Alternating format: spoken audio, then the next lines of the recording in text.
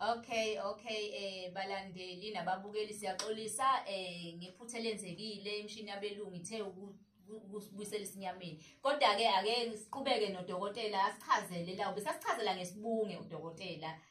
Aqhubeka dokotela. Yeah, bengisakhuluma khona ukuthi lesi sibungu akusona sokuxosha imoya emibi. Kodwa lesibungu esokudonsa.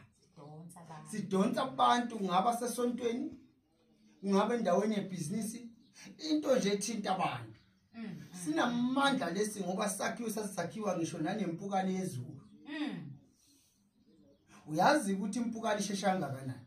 Fast. Manje kuyabona ke lesi sibunge lesi phela.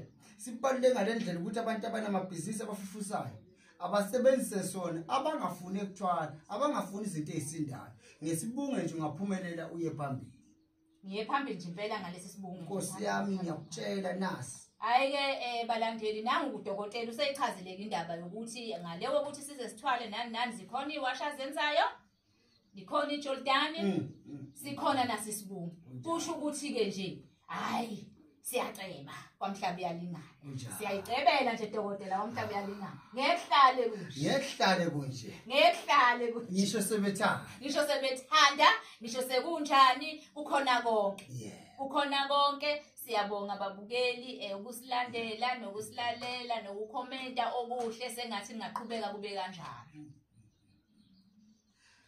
Ngicela udokotela asiphe inamba zakhe. Ngiyaxolisa balandeli ucela cishe ngambhala udokotela asiphe inamba zakhe atholakala kuzo ukuze uzomfonela uzizwele nawe. Ningakhohlwa ke. Ngihlola isilanga engihlola ngalo kanye yisonto. Ngihlola kanye ngesonto. Ngo3 ekseni futhi ngo8 ngiyavala.